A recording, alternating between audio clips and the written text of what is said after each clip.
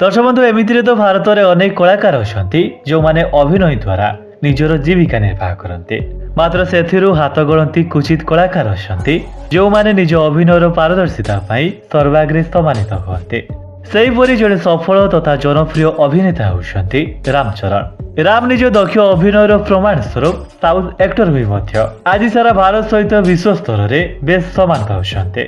Acting बेले प्रत्येक situation रे केमिति 100% एफर्ट देबा तांको अभिनयर एक अभूला परिचय। आज ये वीडियो रे आमे रामचरण को फैमिली कैरियर एवं अचीवमेंट संपर्कित बहुत गुड़े तथ्य आपनक सम्मुख रे उपस्थापना करिछु। जदि चैनल रे नुआ करी आछंती ताले एबे ही चैनल को सब्सक्राइब करी पाखरे थिबा बेल आइकन को ऑन करी दियंतो।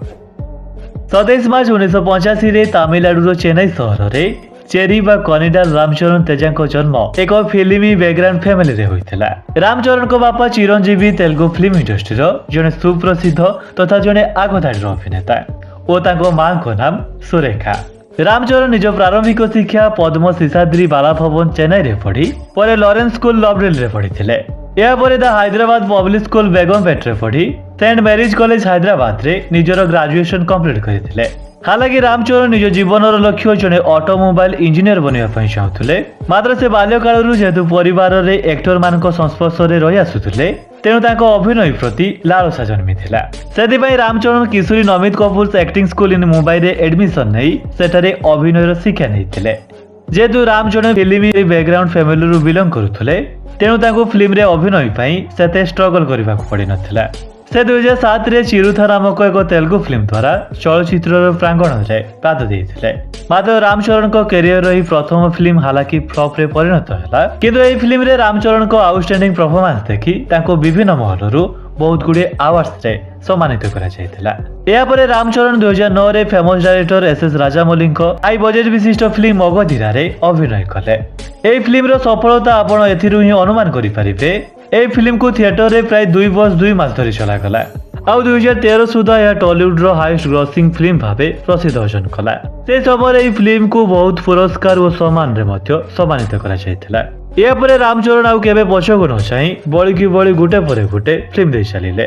तांकर केते गुटे प्रमुख फिल्म मध्यरु Orange, Racha, Nayak, Yevadu, Govindudu, Andarivadele, Bruce Lee the fighter, Dhruva, Rangasthalam, Vinaya Vidheya Rama, RRR, Acharya, Godfather, Kisi Ka भाई किसी का जान, गेम चेंजर परी प्राय 31 टी फिल्म रे रामचरण अभिनय कर सारिछन्ते।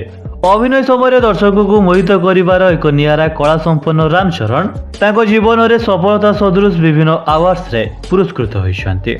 से पाइथिबा केते गुडिये प्रमुख अवार्ड्स मध्यरु 4 थर फिल्म फेयर अवार्ड साउथ, 2 थर सिनेमा अवार्ड्स, 2 थर नंदी अवार्ड्स एवं गुटिये south Indian international movie awards, gold list awards, Zee cine awards Telugu सहित अनेक अवार्ड्स रे सम्मानित होइछन्ते। निज व्यक्तिगत जीवन रे रामचरण 2012 रे उपासना सह विवाह बंधन रे बांधि होइथिले।